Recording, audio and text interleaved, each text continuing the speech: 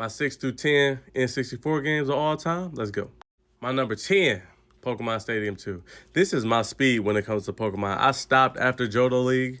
Like, I didn't get into advanced battle and things like that, so I stopped after, 251, whatever it was. And I love that they kept the turn-by-turn fighting. I love that you get to see a big 3D form of your favorite Pokemon. So this all worked out for me. I love Lugia and Ho-Oh. That was beautiful. There's nothing more to say, man. I recommend this game. My number 9 is GoldenEye. You know, I replayed this on the Switch, and it didn't hit the same.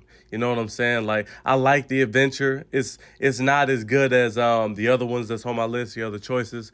But that multiplayer is so goated that it deserves to be in this top 10. Like, me and my siblings played this religiously. We were screen watching. This was the first shit we were screen watching on. Like, I set some mines in a vent and I just blew it. It was crazy.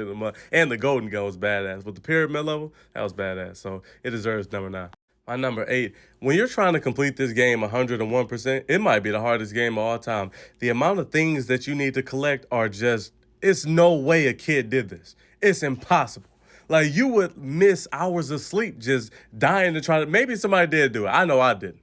That was crazy. But when I was streaming it and I had the help of my chat, shout out y'all, it was way easier. But I love this game. The music's good. It's very common music, you know what I'm saying? And it knows how to make a level more intense, like the factory level or the Haunted Mansion level. I love that level. It was really good. Some of the bosses weren't as tough, but some of them were just ridiculous. Like the Jack in the Box kind of sucked, but it was that cardboard version of the crocodile guy. I hated that guy, man. That dude he sucked. But I love this game, so this is my number 8. My number 7, Super Smash Brothers. I really want them to make a Super Smash Brothers movie. If they're doing Super Smash Brothers universe, whatever they're doing, like with the Mario movie, Sonic and Detective Pikachu's already out there, I really want them to go all the way. Like, they deserve it, man. Like, these guys have been staples in our childhood for decades, so I really hope they make it, man. And this is a good game, man. To the thought of putting some of your favorite characters fighting, I don't think anybody has done it better, man. And everybody that's tried has failed. So it deserves this spot. And of course, Ocarina of Time. This was so close. This was so close to being in my top 5. It really was.